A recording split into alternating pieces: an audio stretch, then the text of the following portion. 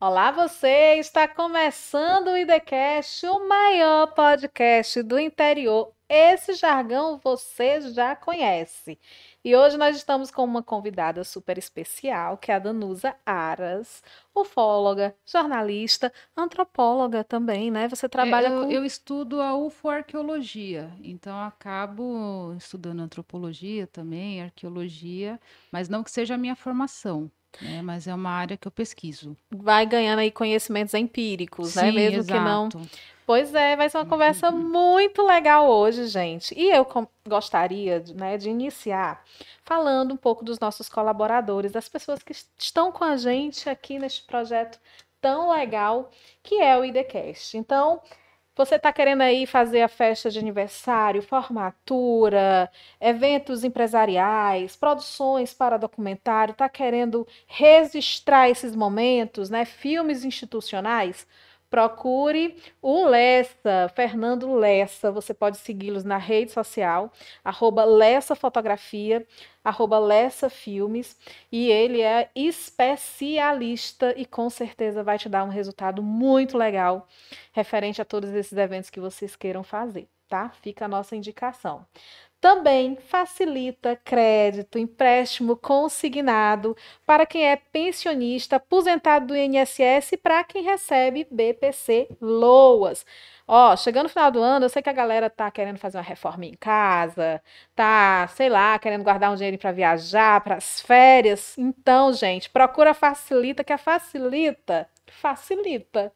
Então, aqui em Quixadá, o escritório fica aqui no centro, ao lado do escritório do Dr. Sérgio Onofre. E também tem filiais em Banabuiú com o Emerson Onofre. Emerson, um beijo para você, meu amigo. E em Bariatama com a Marinês. Marinês, um grande abraço. Procure a Facilita e faça a sua simulação. Facilita crédito, empréstimo consignado. Eles facilitam. E também deixar aqui o meu grande agradecimento ao nosso apoiador, né, o Dr. Sérgio Onofre, que tem super nos apoiado e sempre estado à disposição para nos ajudar no que é possível aqui no IDCast. Muito obrigado, doutor Sérgio, muito sucesso. Doutor Sérgio aí com 10 escritórios espalhados por mais de 10 municípios aqui do Ceará, além aqui de Quixadá. E é isso, minha gente. Bora começar, que eu estou, menina, tão curiosa, né? Querendo conversar, que é um assunto que super me interessa. Quixadá, você sabe, né? A gente brinca muito que Quixadá é aeroporto de OVNI. Sim. Você já tinha escutado falar de Ah, com Quixadá? certeza.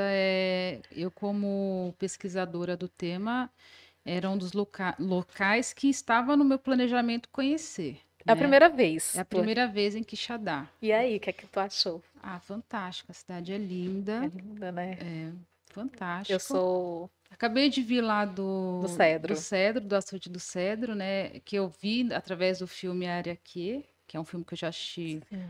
umas 3 vezes, que eu acho um filme excelente. E assim, pelo caso Barroso, né? Que é um caso muito famoso Sim. dentro da ufologia, pelos relatos e números que a gente tem. Então, vem aqui, né, no intuito de conhecer o local, que era um sonho meu, e tentar ver também, né, algum fenômeno. Não vi, Não mas viu? tive sonhos estranhos. Foi. Foi. Gente, conta, já conta. Eu sonhei, e olha que eu nunca tive esse tipo de sonho, tá? Sempre sonho com naves, tudo mais, só que eu nunca tinha sonhado que me levavam. E eu sonhei aqui em Quixadá, na noite Sério? da sexta para o sábado. Eu sonhei que a gente estava na vigília lá, né, do evento, e a gente viu uma luz. E aí um colega observou que a luz começou a soltar como se fosse um raio trator. E aí a luz veio na minha direção. Eu falei, ah, justo a minha direção, tanta gente aqui. Aí no que ela me atingiu, eu senti um choque lá no sonho. E aí senti sendo levado por aquela luz. E aí, assim, sonho é umas coisas meio malucas, né? E aí, ao mesmo tempo, eu me via dentro da nave, depois que a luz me levou, e como se eu ficasse, sabe, Hum, astronauta, quando tá sim, sem a aquela. questão da É. gravidade, né? E aí ficava meio que flutuando lá dentro da nave. Aí foi esse o sonho. Eu falei, gente, mas curioso, né? Ter esse tipo de sonho aqui em Quixadá. Eu fiquei pensando, será que foi sonho mesmo? Vocês ficaram lá em Joatama, no Pedra dos Ventos, né? Isso, E lá sim. tem um clima assim, né? Por ser serra e você ter a visão dos monólitos lá de Sim, cima, é muito uma coisa lindo. muito, né? Bem Que arejado, bem com transporta, bastante. né? É Pedra dos Ventos mesmo, porque lá venta, hein? Ainda bem. Venta a ponto da gente sentir frio, né? Então, É interessante, Vanusa, porque às vezes eu ficava assim pensando, sempre que eu ouvia falar dos casos que tem aqui, que talvez você possa até trazer um comparativo com outros espaços, talvez com geografias parecidas, não sei. Eu imagino o Grand Canyon, né, nos Estados Unidos. É, uma informação que eu tive é que aqui teria alguns campos de urânio, né? uhum, Então, a presença de urânio, a gente tem essa associação. Onde tem hum, urânio, tem muito avistamento. Inclusive lá na região de Chubut, na Patagônia, recentemente apareceu aquele OVNI com as janelas de diamante. Eu não sei se você chegou a ver esse hum. caso, né? Eu acho que eu vi alguma Uma informação. imagem bem nítida de um OVNI. E lá nessa região de Chubut também, ela é rica em urânio e ela também tem muitos relatos, né, de pessoas que viram o fenômeno.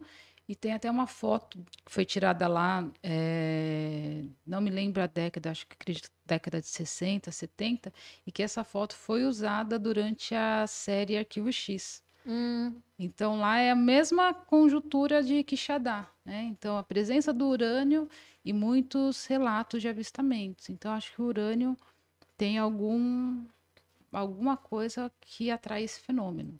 e é interessante, olha aí. Coloca OVNI, série Arquivo X. Legal. Não, acho que Hum, não tá. É você esse vai. daqui? Não, é dentro de um bar. Eles entram no bar e aí lá no bar tem a foto. Bom, vocês conseguem abrir meu Instagram? Você tem um vídeo que eu postei desse OVNI, né? E aí tem a parte que mostra a foto. Tá. Tá bom. Aí você vai lá no OVNI da Patagônia, OVNI argentino, acho que é esse o título que tá. É um que tá na vertical. Danusa, é engraçado porque assim, aqui a gente tem muitos relatos, mesmo de pessoas relatos que nunca foram divulgados, catalogados, digamos assim. Acho que Sim, todo mundo, os meus pais são do interior, sertão, então você imagina que não tem muita iluminação, assim, das cidades, não é um espaço urbano, o céu é mais limpo. Então, sempre tem alguém que viu alguma coisa diferente ou que uma luz perseguiu o carro. Então, eu acho muito interessante porque mesmo pessoas que dizem não acreditar, sempre tem alguma história nesse para sentido contar. para contar, Sim. né? E claro que são experiências muito, né, muito básicas, digamos assim. E como foi assim, você se tornou ufóloga, mas a partir do quê? Eu sei que tem a questão da experiência pessoal, né? Uhum, sim. Que você viveu e que você quis estudar, mas você começou por onde, assim, os teus estudos? Bom, como o fenômeno aconteceu comigo, e na época que aconteceu, eu não sabia da existência de ufologia, não sabia que as pessoas pesquisavam. Desculpa a pergunta, assim, tu foi quantos anos atrás, assim, mais ou menos, que aconteceu? Essa mais expressiva, eu tinha 18 anos, Então, muito jovem. sim. E eu não tinha conhecimento, né, da área da ufologia. E aí eu não sabia, não entendia o que tinha acontecido comigo. Não tinha explicação, porque eu não sabia o caminho das pedras para entender o que tinha acontecido comigo. Nem era algo que estava dentro da tua realidade corriqueira de conversa, de Não. debate, de. Eu imagino que nem a palavra ufologia eu conhecia. Hum, É, eu até brinco, né? As minhas referências de extraterrestres eram o disco voador do Chaves, E o ET de O ET Varginha. de... Eu Só. já ia achar que era o ET do filme, porque a minha Não, referência de ET era o ET do filme. não assisti. Eu vim assistir o ET do Spielberg agora, né, na vida adulta, mas eu não tinha assistido nem o ET do Spielberg. Então, era zero o meu conhecimento de ufologia, zero. E aí foi complicado, porque se eu tivesse algum conhecimento, eu teria Uhum. achado, buscado explicações bem antes. Só que eu só vou chegar, assim, a palavra ufologia chegou até mim, não fui eu que fui atrás dela, que foi como? Com o advento do YouTube.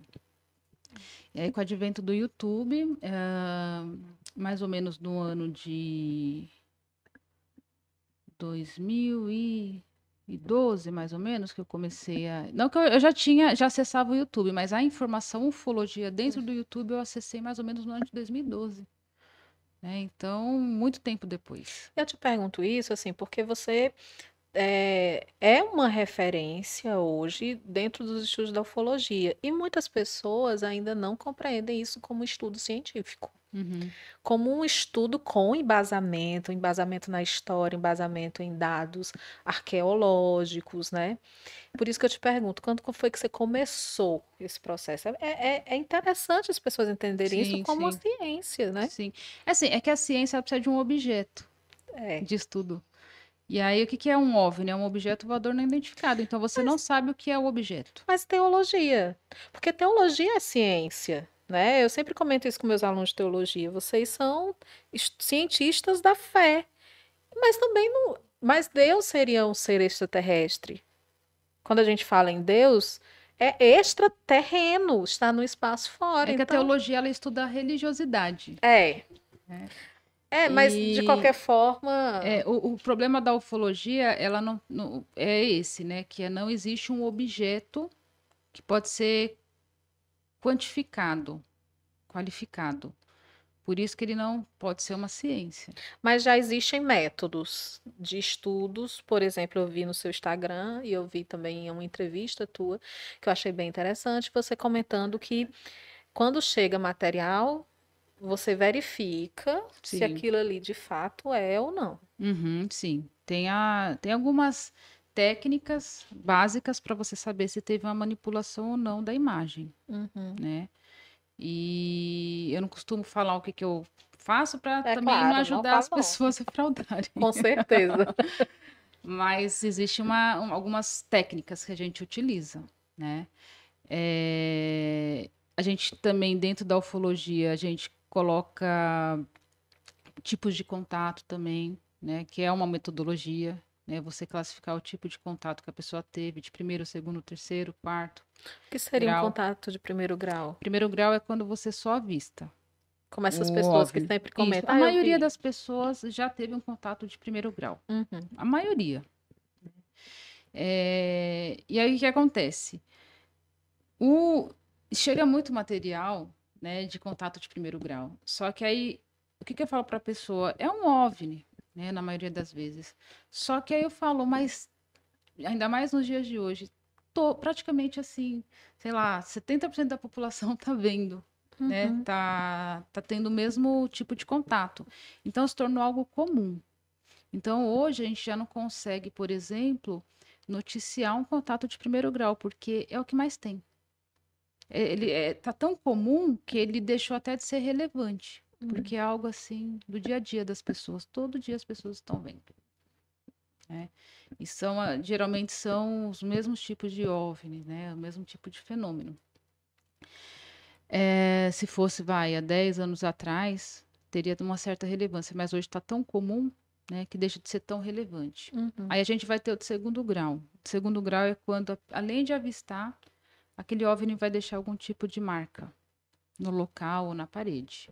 Aí já é mais relevante, porque já é mais incomum. Aqueles desenhos em campos abertos estaria dentro desta classificação? É porque a gente tem grupos que já assumiram que eles fazem isso. Hum. Então fica muito complicado, porque existe até vídeo no YouTube eles mostrando eles Como fazem fazem, como que fazem. cara? Então é bem complicado. Há quem diga que vai até o local fazer medição de radiação e constata um tipo de radiação, Mas aí eu teria que ir conferir a O que informação. seria esse, então, digamos assim, que de fato poderia ser um contato de segundo grau? Um exemplo. É, como o pessoal alega que existe algum tipo de detecção de radiação, né? Se de fato tiver essa radiação detectada, aí sim é um contato de segundo grau. E aí, se for de fato feito por um OVNI, dentro da minha percepção, o que poderia ser essas marcas? Ah, eles estão querendo comunicar alguma coisa? Seria uma comunicação falha, né? A gente que é da área da comunicação, né? Até porque eu acho que eles entendem que nós não entenderíamos. Exato. Então, eu acho mais provável que seja uma comunicação entre eles do que eles tentando passar uma mensagem para a gente, se Se for for. real, né? Se for real de fato.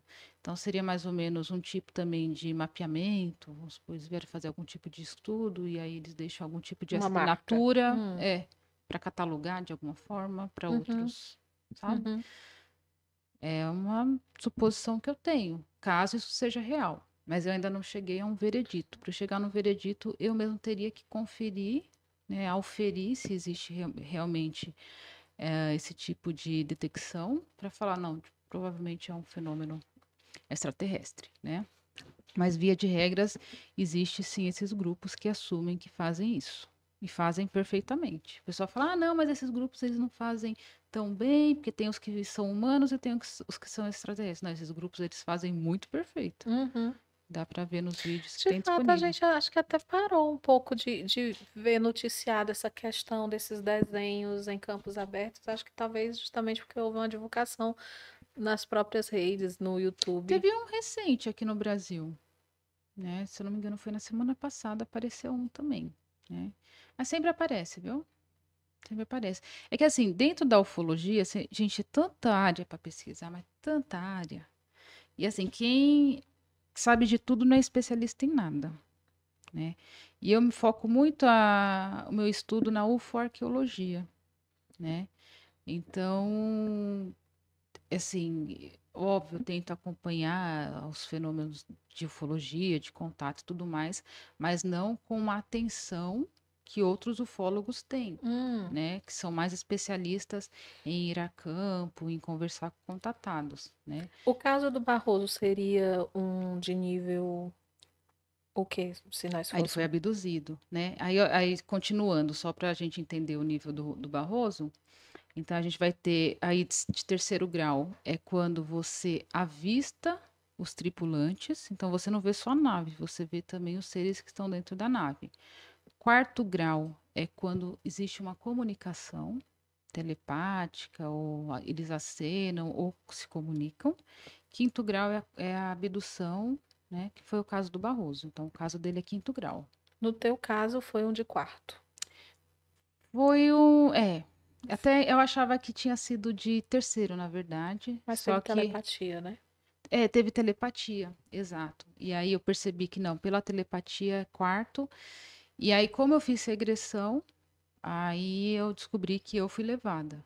Só que eu estou em processo de Tu regressão. tá em próximo. Porque eu vi algumas entrevistas dela e ela ainda não Não tinha. tinha, eu comecei a fazer. Só que é um processo assim, pelo que foi descoberto, sempre me levaram, desde criança. Então tem muita coisa para descobrir, muita. E aí não tem como eu vir falar o que aconteceu, porque tem muita coisa para descobrir ainda. Mas assim, o que eu descobri a princípio é que eu de fato fui levada a bordo. Deixa eu perguntar uma coisa, qual é a sensação assim que dá de, Estando lá, de saber, de fazer a regressão, de saber que já esteve a bordo, ou quando você de repente na regressão tem essa informação, parece como se você já, tipo, nossa, isso eu já sentia, isso eu já sabia que eu já estive lá, só não tinha feito esse processo para. olha, a sensação, eu sempre fui meio pé atrás com hipnose, porque as pessoas tentavam me hipnotizar e não conseguiam. Então eu já estava beirando o ceticismo. Hum, Quando a pessoa que me hipnotizou, que é o Saga, ele me colocou em estado hipnótico e que eu consegui ver nitidamente a casa que eu morava, o trincado da janela, o bordado que tinha na cortina, eu fiquei em choque, assim, impressionada. Falei assim, como que eu tô acessando essa informação? Entendeu? Porque se a minha mente já apagou essas informações, então quem que acessou essa informação? Quem que é o inconsciente? Né, que o pessoal chama de inconsciente. Inconsciente. E aí, talvez o inconsciente não seja o inconsciente, seja nosso lado espiritual, que sabe de tudo. Né? Então, esse nosso lado espiritual, que chamam de inconsciente, ele sabe de tudo. E ele não tem problema de memória. Quem tem problema de É. memória é o nosso corpo. Né? Então, quando você entra no estado hipnótico, você dá acesso ao seu lado espiritual, que sabe de tudo. Por isso que as pessoas em regressão lembram de vidas passadas, inclusive. Entendeu? E assim, a hipnose me deixou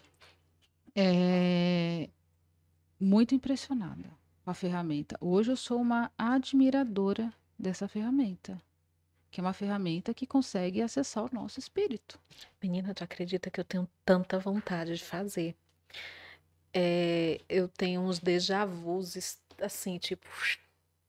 E aí é como se eu estivesse vendo diversas imagens, como se eu estivesse aqui olhando várias coisas que já aconteceram. Ou então eu sei que aquilo ali vai cair. É engraçado isso, eu tenho vontade de fazer. Eu tenho vontade, eu acho bem interessante.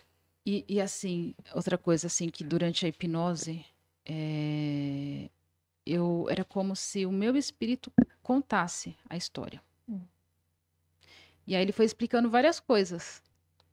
Como se Por estivesse aqui exemplo, te falando. meu espírito contando para o hipnólogo e para mim também, enquanto Uhum. corpo físico, né?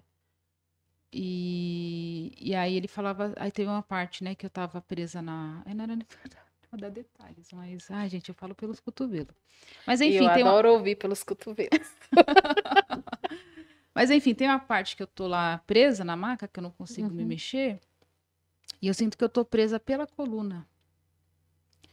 Tem algum instrumento na minha coluna que me prende à maca. E aí eu explico para mim mesma que é por isso que eu tenho dor nas costas.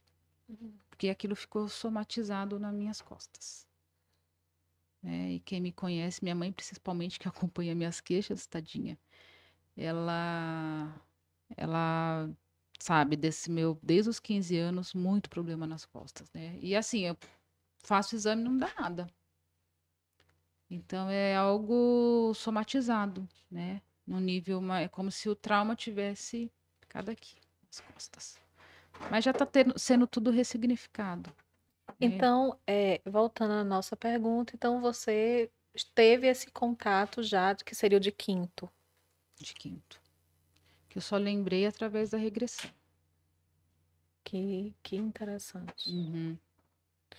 E aí você começa, né? Vamos voltar, que a gente vai ficar Sim. brincando aqui de idas e voltas. Então, aí que eu estava falando na questão do YouTube, né? Então, no ano de 2012, eu estava com 26 anos.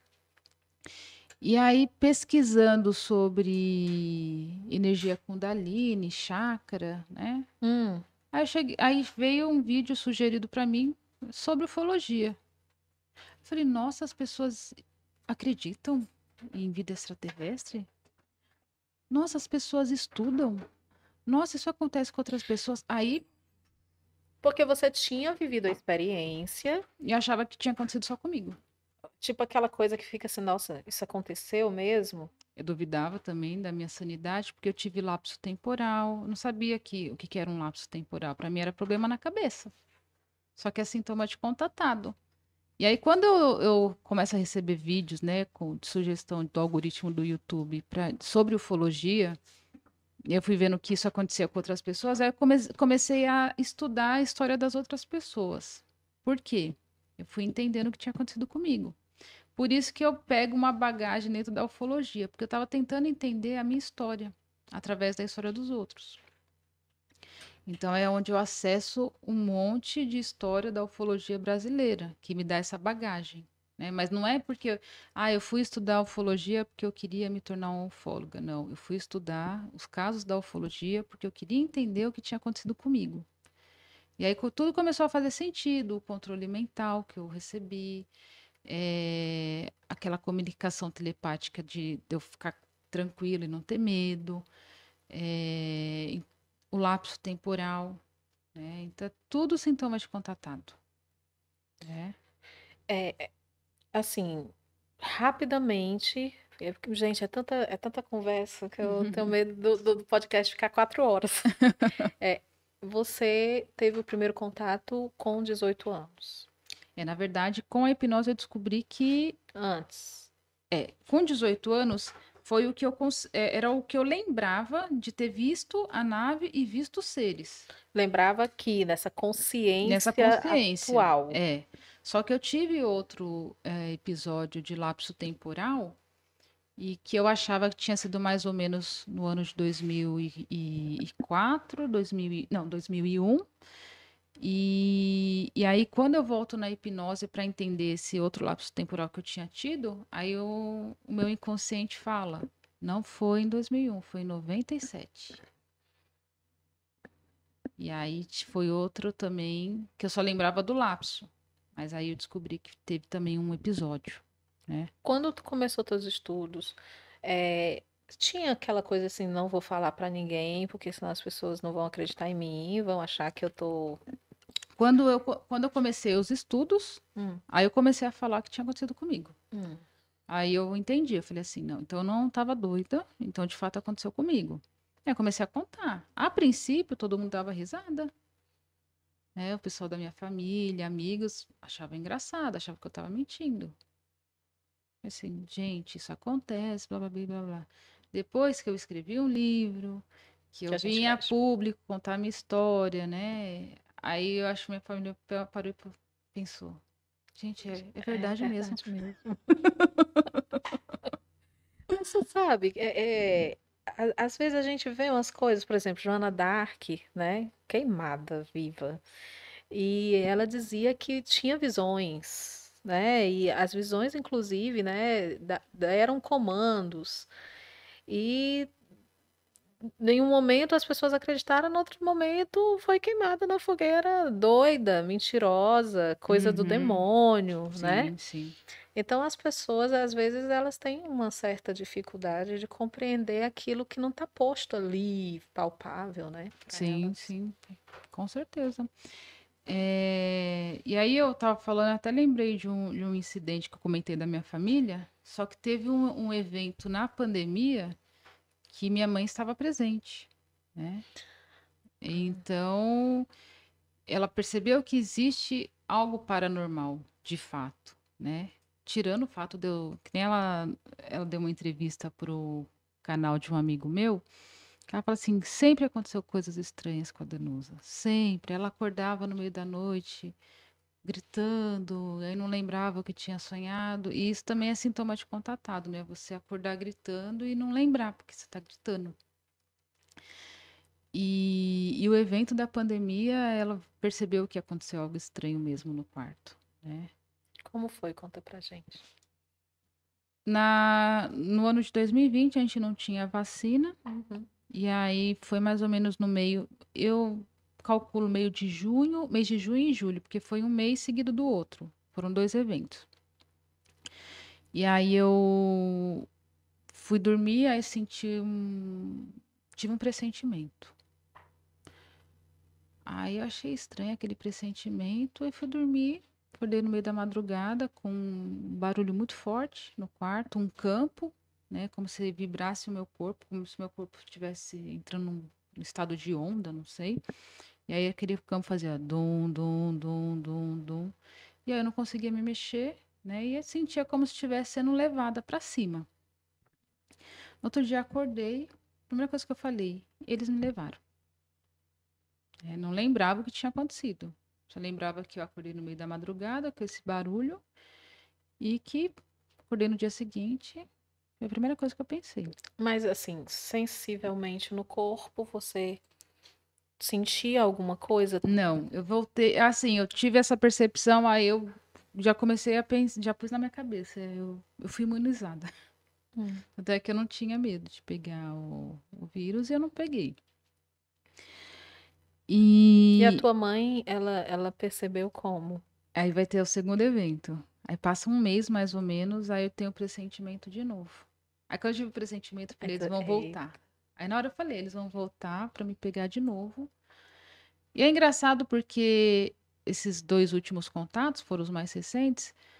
Eu tive muita consciência do que tinha acontecido e depois do que ia acontecer de novo. Então eu já sabia que era o fenômeno extraterrestre, né? É coisa que talvez das outras vezes que eu fui levada, eu não tinha essa consciência, essa a maturidade de maturidade. perceber coisa estranha, né? Pressentir que ia acontecer de novo. E aí, da segunda vez, quando eu tive o pressentimento, eu falei, ah, vou dormir com a minha mãe, eles não vão me levar, não. Fui dormir com a minha mãe. Tem um receio? Pressentimento. Mas tem um receio, tipo, vou dormir com minha mãe? Sim, sim, porque eu não queria ir, né? Por mais que, assim, por mais que eu entenda o fenômeno, eu entenda que exista um propósito maior, a gente não quer, né? Que A mesma história, menina, vida de bruxa. A gente sabe que tá bem ali, a gente não quer ir lá, mesmo assim, pra é, ver, porque, não, tá bom, não quero. é, a gente tem aquele receio, não adianta, né? Ainda mais que você tá em situação vulnerável, Sim. né? Você não tem controle da situação. É o mesmo receio que você tem, que eu tenho antes de me submeter a uma cirurgia, por exemplo. Sim, Se eu for, vai, por mais simples que seja, eu vou fazer uma cirurgia com tem anestesia. medo, A sim. gente tem medo, que a gente vai ficar em situação vulnerável. E aí eu fui, né, pedir pra dormir com ela, e assim, eu fiz isso a vida inteira. Ela sabe que eu tenho, né, essas coisas estranhas que acontecem comigo.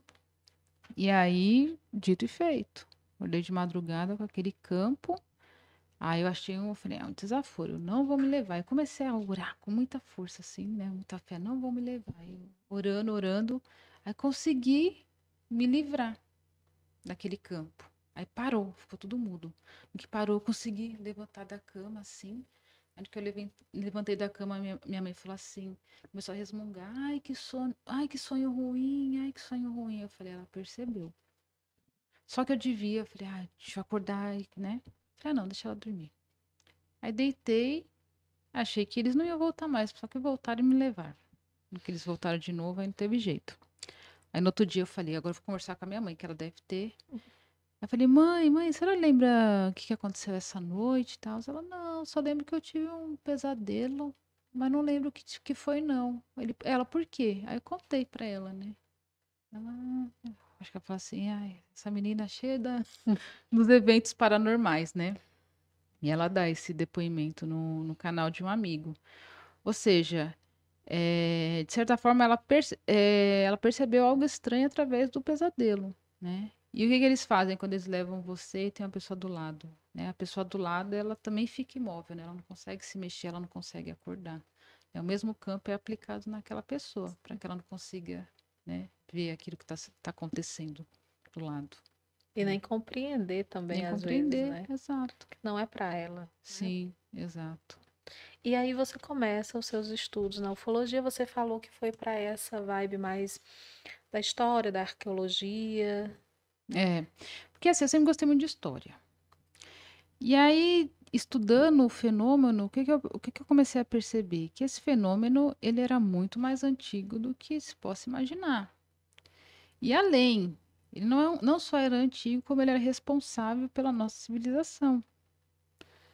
E, quiçá, pela própria existência, né, de nós como sapiens, né? Então, comecei a ver diversos indícios de que eles interferiram no nosso DNA, né? Ah, são nossos criadores? Costumo falar, não, só quem cria algo do zero é Deus. Eles não são criadores, mas eles interferiram na evolução que a gente tinha aqui, né? Que a gente estava evoluindo, né? Do primeiro símio, depois hominídeo, né? E de repente, quando a gente tem um registro lá do artefato sumério chamado Lista de Reis Sumérios, que fala que os Anunnaki, que foram os que Hum, criaram o homem, chegaram a 450 mil anos atrás e que eles foram os primeiros reis da Terra, Nesse período é quando a gente tem o surgimento do Homo sapiens, que surge por volta de 400 mil antes de Cristo, que seria o Neandertal, né? Uhum. Então, assim, você vê que as informações elas se encaixam com a própria antropologia, né? Então, a gente tem indícios fortíssimos de que houve, sim, uma interferência.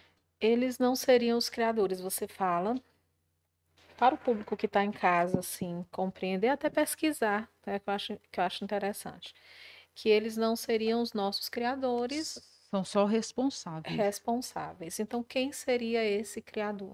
O Criador cósmico, que criou todo o cosmos, que criou a vida na Terra, né, da qual a gente vinha evoluindo a passos bem devagar, né, bem passos largos, né, e que se não fosse essa interferência, provavelmente a gente ainda seria o Erectus, ou talvez estava começando a ser o Sapiens, não o Sapiens Sapiens, que hoje somos Sapiens Sapiens, né? Uhum. Então a gente teve dois, Sim, de certa forma, upgrades upgrades. É. de DNA, né? Primeiro para Sapiens, depois para Sapiens Sapiens. Então foi num período muito curto isso.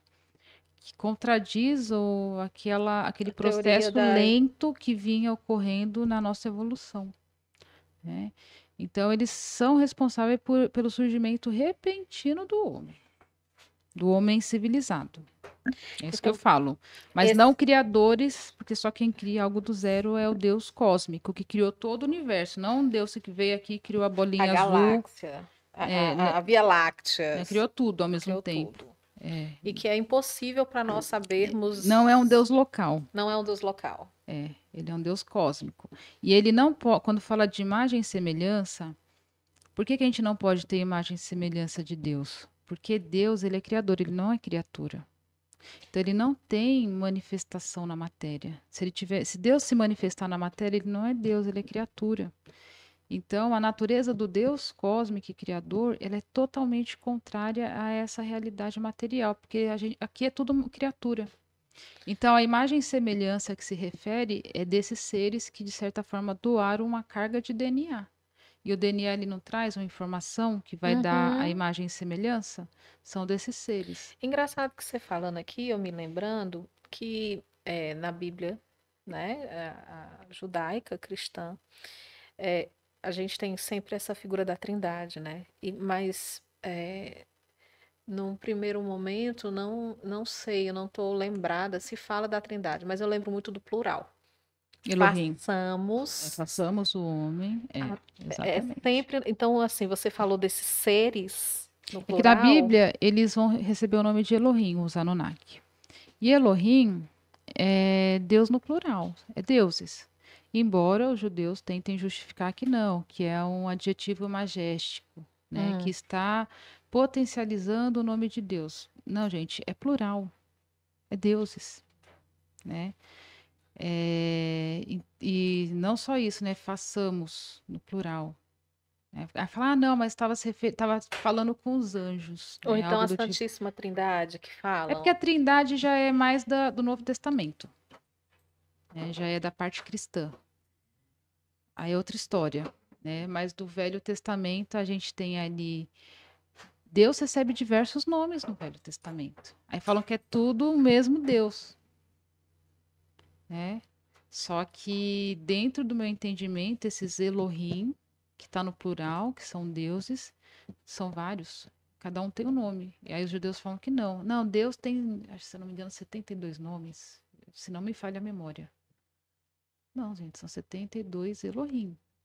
Que são Então, assim, mencionados no Velho Testamento. então nós temos esse Criador cósmico que criou A esses matéria. deuses. Ah, criou tudo. Inclusive esses seres que vieram aqui. Porque esses seres que vieram aqui, esses Anunnaki, eles não são deuses. Eles são pessoas que têm tecnologia de vindas de outro planeta. O homem ele pode fazer isso também um dia, quando ele conseguir viajar às estrelas e chegar num planeta que ele identifica um tipo de vida primitiva, ele pode fazer uma interferência. Hoje a gente já tem tecnologia para fazer isso, a gente faz clonagem, Uhum. entendeu? O homem também. Hoje a gente já tem tecnologia para fazer exatamente o que foi feito com a gente. E já estamos aí nessa, né, nessa Aí viagem para para Marte, Marte, Lua ano que vem, Lua. depois. E aí eu eu te pergunto, se o homem chegar num planeta que ele encontre um tipo de vida primitiva, faça uma interferência a nível genético, ele é criador? Ele é Deus? Já estava lá. Ele Ele só é. arranjou um É. negócio, deu uma melhorada. Aham. Me lembrei de Ué. raça de cachorro, sabe? Gente, que coisa. Você pega o cachorro de uma raça, quer que ele É um corra mais cientista. veloz, você faz ali um. Exato. Você Não é um reorganiza o Deus. DNA ali. E aí, essa questão de Deus, o que que eles falam? Os deuses. Porque esses caras, eles tinham tanta tecnologia que para o homem era inconcebível explicar, se quer explicar, né? Você vê hoje em dia os OVNIs. Hoje a gente consegue entender que eles não têm problema com a gravidade. Tanto é que eles não precisam fazer curva para ir para o lado. Eles vão para o lado, vão para cima. Então, eles não precisam fazer assim, né? Para subir o OVNI para cima, para baixo. Então, eles não Uhum, têm problema com a gravidade. uhum, Só que a gente, por exemplo, na era medieval, a gente não sabia que era gravidade. sim. Quem descobriu foi Isaac Newton. Então, se o pessoal daquela época visse um OVNI, para eles é algo inconcebível. Hoje a gente já consegue explicar que, de certa forma, os OVNIs eram a gravidade. Então, a gente tem entendimento, a gente sabe o que é gravidade. Entendeu? Agora, uma pessoa lá da era medieval, ela não saberia nem o que é gravidade. Aí, quem dirá os primeiros homens, né? Quando viam esse tipo Sim. de tecnologia? Ah, é sobrenatural. Por que esse upgrade? Então, Teoricamente, né, a gente tem um mito chamado mito de Atrahasis. Qualquer pessoa pode acessar, né? Tem disponível no Google. E esse mito ele fala o seguinte, que quando os Anunnaki chegaram aqui, eles cavavam rios. E aí eu te pergunto, se eles vão vir de outro planeta cavar rios, nós está mexendo, tirando alguma coisa da Terra. Só que o homem primitivo que passou aquilo para uma tábua de argila, que foi documentar aquilo, ele não tinha esse ele entendimento. faz uma interpretação livre do que ele Viu, viu. observou, entendeu? Ele não tinha ferramenta para falar que eles estavam extraindo minérios. E aí o mito segue falando que nessa época existia só os Anunnaki e os Igigi ou Igigi, e que esses que eram os deuses menores que faziam o trabalho forçado. Então, tinha o Deus cósmico que criou tudo.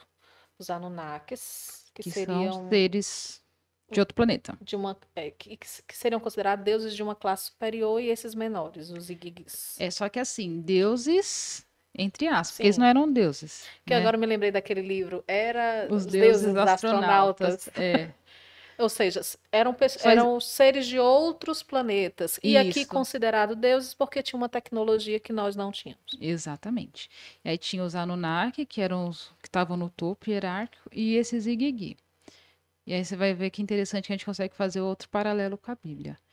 E aí esses Igigi, eles, em determinado momento, eles não querem mais fazer aquele trabalho de extração. E aí eles se rebelam. Por eles se rebelarem, os Anunnaki decidem criar o homem. Na Bíblia, Deus criou primeiro os anjos, Uhum. aí antes de criar o homem. E anjos com várias categorias hierárquicas, Isso, inclusive, né? isso, Serafins, querubins, exato. potestades, etc. Isso poderia estar relacionado com a localização que eles trabalhavam É aqui na quase como um Terra. exército, por isso que fala exército de anjos, É, né? É como um exército com patentes. exato. E aí o que acontece? Os anjos também Satanás, né? Lúcifer se rebela contra Deus. Sim. E aí ele arrasta um terço, né? E aí o que que a gente teve o que que a gente tem na história dos Sumérios? Os Igigi também se rebelaram contra os Anunnaki. Só que o líder chamava Samiasa. Esse mito ele é anterior ao mito judaico. Sim, ele é mais antigo. Certo. Então, assim, a mesma história sendo contada por culturas diferentes. É E como se aí, fosse uma memória coletiva, assim, isso, né? isso mesmo. E aí, o que acontece? Os anjos se rebelam, e aí Deus, depois, primeiro cria os anjos, depois cria o homem. A mesma coisa os Anunnaki. Uhum. Teoricamente, embora não exista indícios, mas a gente pode supor que eles também criaram esses Igigi, e aí, como eles se rebelam, eles decidem criar o homem, né? E aí, os sumérios, eles criam o homem a partir da argila e do sangue de um deus. que seria essa argila? É o barro, de fato? Você vai criar um material orgânico de barro? Não. É algo que estava aqui na Terra, que a gente entende que era o Homo erectus, que ainda era hominídeo, não era sapiens. Então ele pega a matriz genética ali daquele hominídeo, e aí ele vai colocar sangue de um deus? Não, DNA. Uhum, Porque o homem que escreveu aquele mito, ele não tinha conhecimento do que era um DNA. Por uhum. isso que ele vai associar argila como algo daqui da Terra. Eu lembrei agora, eu acho que é um mito também, ou uma lenda. Eu acho que é sumério também. Do deus Anu. Deus Anu. E a deusa, que ela era deusa da terra e que ela pisava na argila, aqueles mitos. Ela pisava na argila para criar este homem da argila, né? Dentre os diversos mitos que tem, né, de diversas etnias. Uhum.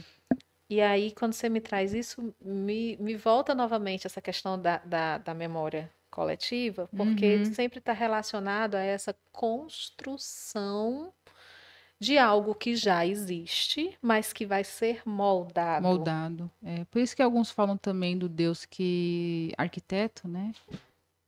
E do Deus criador, né? Então, do demiurgo também tem essa, né? Que falam do demiurgo, né? Que seria não o Deus verdadeiro, né? Mas que tenta se passar por Deus, Hum. né? Então seria essa diferenciação de você perceber que o Deus mesmo, verdadeiro cósmico, está muito além disso. Então seria esse primeiro upgrade, que foi essa. Isso. E aí o segundo ocorre com o surgimento do Cromagnon, né?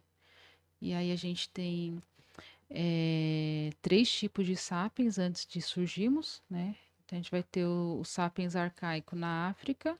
Aí daí surgem essas diferenciações raciais, porque o Homo sapiens arcaico da África ele tinha pele escura. Aí a gente vai ter outro tipo de sapiens que é o Neandertal na Europa. Aí já Que tem é olho claro, claro. cabelo claro, né, e pele clara. E aí a gente vai ter uma espécie de sapiens que foi descoberta em 2008, bem recente, que são os denisovanos na região ali da Ásia, né? E é uma descoberta recente e que traz muito questionamento, porque eles não conseguem explicar esse surgimento, né? Eles não conseguem rastrear de onde que veio o denisovano, Uhum. né? Então eles não conseguem fazer esse paralelo, né? É como se a gente estava vindo numa evolução e aí do nada a gente tem de repente surgem três espécies de sapiens, cada uma posta em um canto e aí Na depois mesma época. praticamente na mesma época Mesmo. a gente vai ter o Neandertal, ele é datado aproximadamente de 400 mil anos e o Sapiens arcaico e o Denisovano 300 mil, mas não significa Hum. que ele surgiu 100 mil anos depois. Pode ser que ele surgiu exatamente no mesmo período, só que a gente não tem, por exemplo, amostras desse tipo, dessa espécie fossilizada nesse período, entendeu? Uhum. Então, é bem complicada essa questão assim de datas, que não são datas precisas, né? Pra você ter uma ideia, apenas 2% de tudo que já existiu na Terra foi fossilizado. Então, o pessoal fala assim, a questão do elo perdido, que o elo perdido já é lá mais atrás, né? Uhum. Que é quando a gente deixa de ser o símio ó, que tinha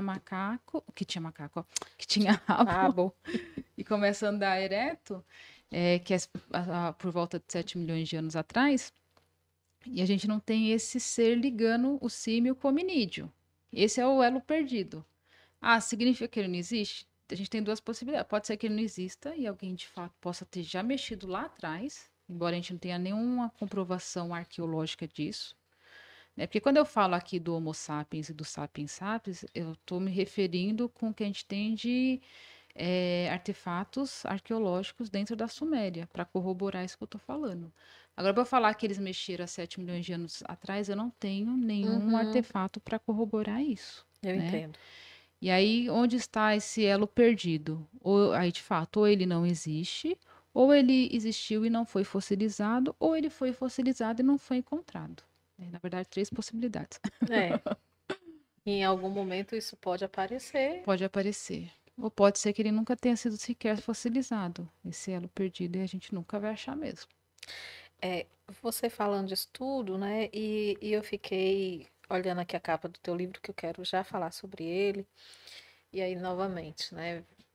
a- o que te levou a pesquisar, né, sobre tudo isso que você traz, né, com uma explicação, inclusive, é, pautada até na ciência, né, porque é o que temos, e Sim, temos, né, podemos pesquisar sobre isso. sim. A gente tem diversos registros históricos, inclusive, porque a gente tem diversas civilizações falando que os primeiros reis da Terra eram os deuses, né?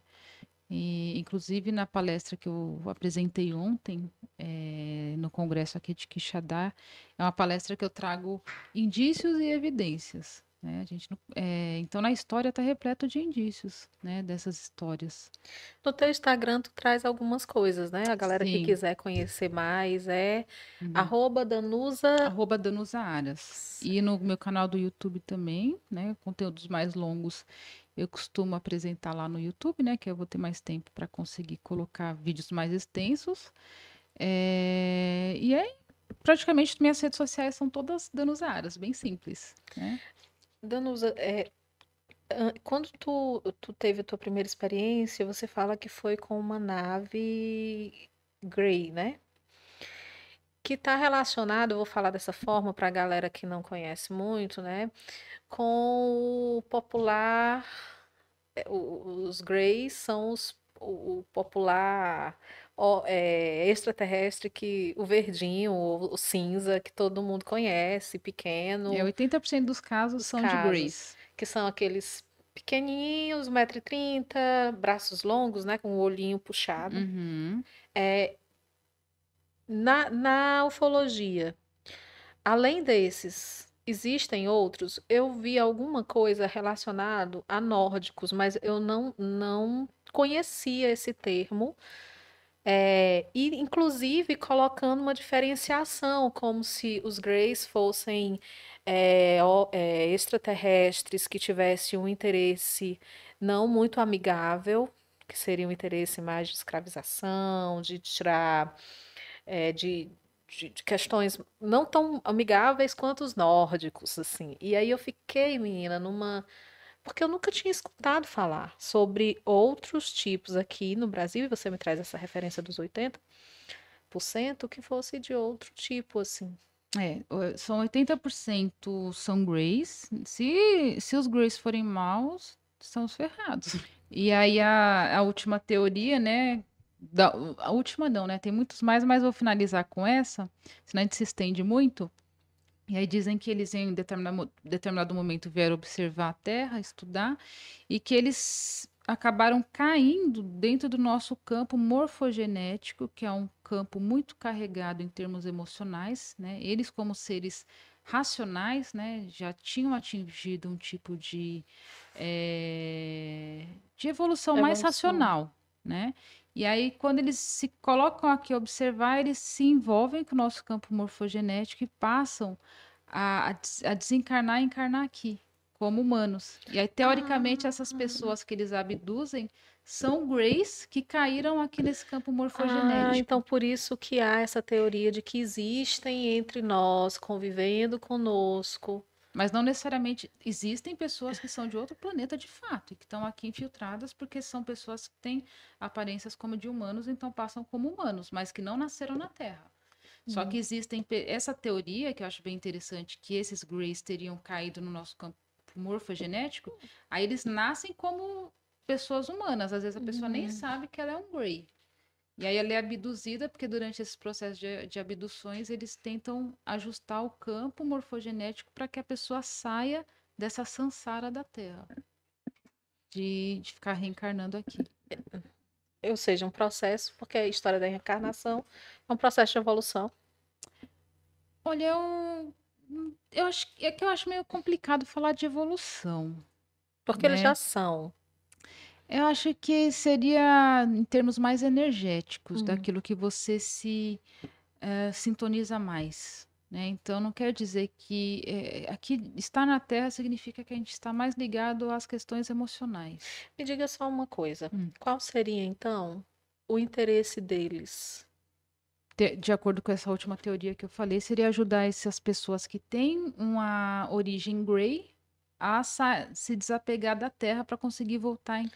E no geral, né? Tanto os Greys. Mas assim, eu tô passando a teoria dos outros. O que eu acho que eu vou um dia chegar, depois que eu fizer todas as minhas regressões, eu vou chegar e falar assim, gente, eu descobri, em algum momento eles me contaram, aí eu venho e falo no podcast. Essas teorias que eu tô trazendo são teorias de outras pessoas, né? Estudos de outras De outras pessoas. pessoas. Mas dentro da minha experiência eu ainda não cheguei nesse denominador comum, né? Nessa informação. Tivemos agora no México, né? Que estourou assim no mundo, aquela amostra, aquela apresentação, que seriam Greys, né? É um reptiliano. Os É um reptilianos. reptiliano porque eles têm ovos.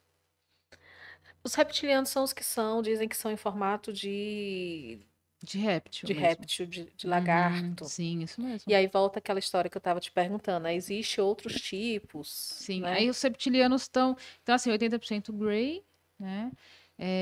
A gente vai ter 15% das abduções são feitas pelos nórdicos, né? Que tem aparência como a nossa, mas são mais altos e claros, né?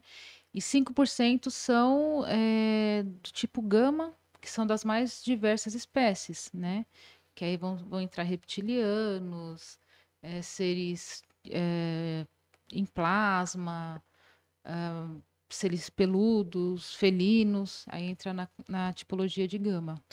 O que é que você, né, como uma pesquisadora, entendeu e viu, né? Porque depois eu ouvi muitas, né, pessoas dizendo, não, é mentira, foi falso, Da múmia do México. do México. Então, essas múmias elas estão dentro de uma universidade, a Universidade de Ica, lá no Peru. Se fosse montagem, eu acho difícil que uma universidade fosse manter dentro da, né? Então, assim, tem gente que fez exame e tá falando que é real. Quem tá falando que não é real, não foi lá conferir e fazer exames. Essa é a verdade, né? Existe um interesse em negar a Sim, existência. existe um financiamento, né? Então, eu achei muito curioso que saiu as múmias do México, rapidinho tava um monte de youtuber negando, né? Aí analistas de imagem, né? Porque não foram lá para checar os fatos. Aí mostrando lá as imagens, é montagem aqui. Vai lá, pô. Né? Então as pessoas estão mais preocupadas em dar o furo, né? Ir lá, correr, gravar um vídeo para ganhar like, seguidor. E não tem aquele comprometimento de fato com a verdade.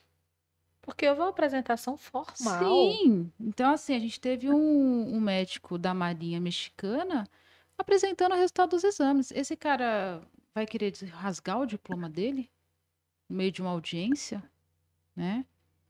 Então, assim, quem tá falando que não é real, então que faça o favor de ir lá e fazer os exames também. Faça os exames corretos, né? Não análise de imagem, que a gente tá cheio de analista de imagem por aí, né? E confira, eu quero fazer isso. Estou em contato com o Joyce Mantilha, que é o jornalista peruano que, inclusive, falou lá no Congresso do México, e eu pretendo ir até a universidade conversar com a equipe que foi responsável pela análise das múmias, de coletar o material para que fosse encaminhado para os laboratórios, para que fosse conferido. Eu vou fazer isso, né? Agora, eu acho muito, muito ridículo essas pessoas que negam, né, e online, de forma online, Ou né, seja, que não sentar. passa pelo estudo, né? Que não vai lá estudar, verificar. É o que eu falo, não estão comprometidas com a verdade, estão comprometidas com o algoritmo, em ganhar cliques, em ganhar seguidores. E Não são existe um pessoas. interesse. E sem contar que existem pessoas que estão sendo financiadas, porque foi muito engraçado que rapidinho apareceu um monte de gente desmentindo e falando praticamente o mesmo roteiro. Mas houve, algumas vezes, algumas declarações formais que depois também houve todo um trabalho para que elas fossem desmentidas, né? Ó, por exemplo, a UNAM do México, olha como a nossa mídia é tendenciosa e sem vergonha. A UNAM, ela fez a datação do carbono 14. Então, o que que ela foi lá? Veio a público falar que elas não determinaram que as múmias eram de origem extraterrestre. Como que uma pessoa vai determinar que é de origem extraterrestre com o teste de carbono 14? Eles só dataram. É lógico que eles não vão determinar a origem das múmias. Eles só falaram, tem 1000 anos. Aí o que que a mídia deturpa? O NAN nega que tenha. Olha só que tendencioso. É óbvio que eles não iam falar que era de origem extraterrestre, porque eles não fizeram esse tipo de exame, eles só dataram a múmia. Foi só o teste de carbono 14. Só que as pessoas leigas caem no conto da carochinha da mídia, que é paga, que é financiada. Entendeu? Eu vejo que Foi existe de fato um, um controle da um informação. controle da Sim, informação. sem sombra de dúvidas. Foi feito exames ao vivo, tá lá no meu canal do YouTube. Eu traduzi para o português para que as pessoas assistam, né? Traduzi a audiência, traduzi o exame que foi feito ao vivo com médico ortopedista, médico radiologista, o dono do hospital, um tabelião foi lá dar o testemunho de fé de que foi feito tudo corretamente. Gente, foi feito ao vivo, dentro de um hospital, os exames, corroborando as informações que foram apresentadas na audiência. Então, assim, busca a informação na fonte, não fica indo na cabeça de gente aí que está preocupada só em ganhar likes, não. As pessoas têm que buscar informação. Danusa, tem aparecido mais. Pelo menos assim, a gente tem visto muito mais informações sobre isso Sim, na mídia séria, inclusive, né? Não só em redes sociais, mas principalmente sendo divulgados, né? Houve agora, acho que recente nos Estados Unidos, da Marinha dos Estados Unidos que falou novamente, e vários que estão falando. E a sensação, não sei se é porque a informação ela está mais presente na nossa vida, a gente está acessando com mais facilidade, também. ou se de fato aumentaram os Os casos. dois.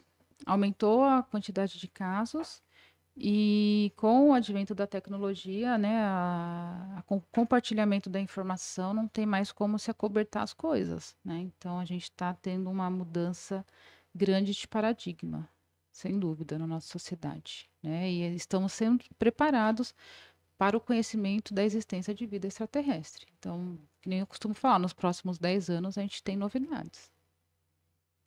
E com toda a gama de conhecimento, de experiência que você passou e também com os seus estudos, surgiu aqui, vou colocar aqui,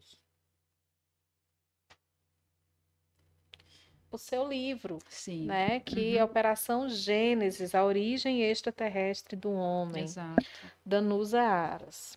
E não é um livro teórico, é uma exato. literatura, né? Sim. Então tem personagens, enredo, tempo, espaço. Aventura pelo espaço. E eu já vi aqui ambientado em Paris, Sim. doida para dar spoiler, mas doida que o pessoal leia como surgiu a ideia Então, e a inspiração.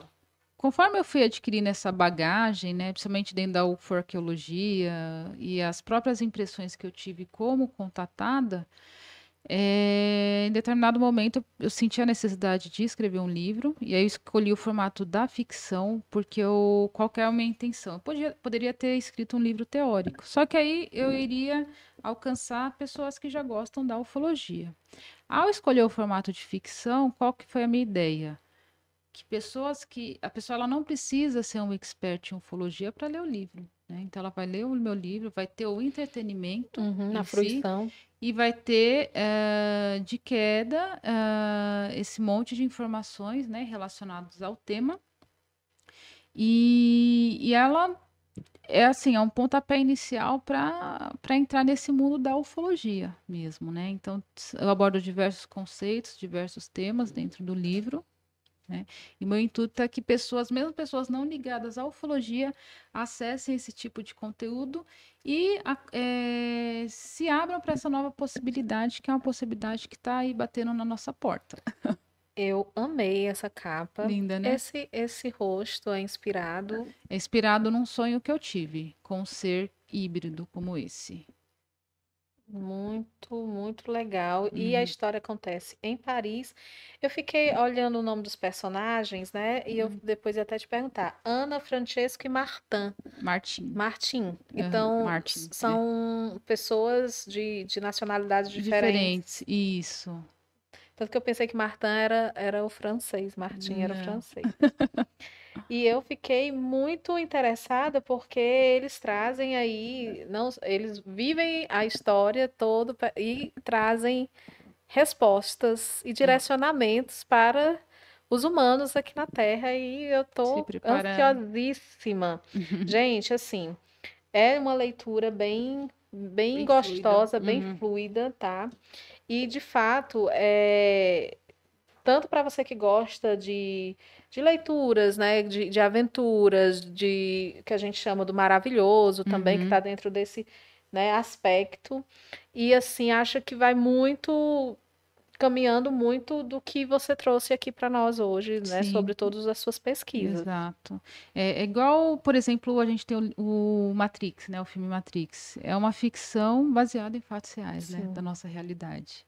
Então, nada como uma ficção baseada em fatos reais para nos despertar para uma possibilidade aí muito real, né? Se alguém quiser adquirir teu livro, como faz? Pode adquirir direto comigo, aí a pessoa tem que me mandar mensagem direto pelo Instagram. Aí nessa sendo enviado por mim, aí o livro vai com dedicatória.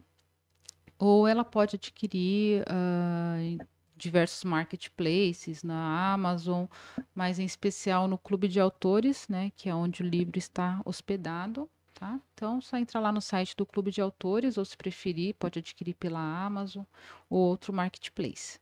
Ok, Danusa, agradeço muito a sua presença, muito obrigada. Gostaria de passar muito mais tempo, porque eu acho que é um assunto tão interessante e que tem muitas coisas Sim, para falar.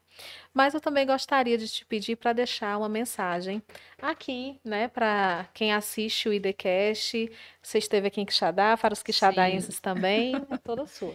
Queria agradecer a todos e convidar a me seguirem nas redes sociais, quem gosta desse tema. Eu sempre estou trazendo esse tipo de informação. Então, me sigam lá no Instagram, Danusa Aras. Se inscrevam no meu canal do YouTube, Danusa Aras. E adquiram meu livro, que eu tenho certeza que vocês não vão se arrepender. É isso. E é isso, pessoal. Mais uma entrevista aqui do IDCast, o maior podcast do interior. Até a próxima.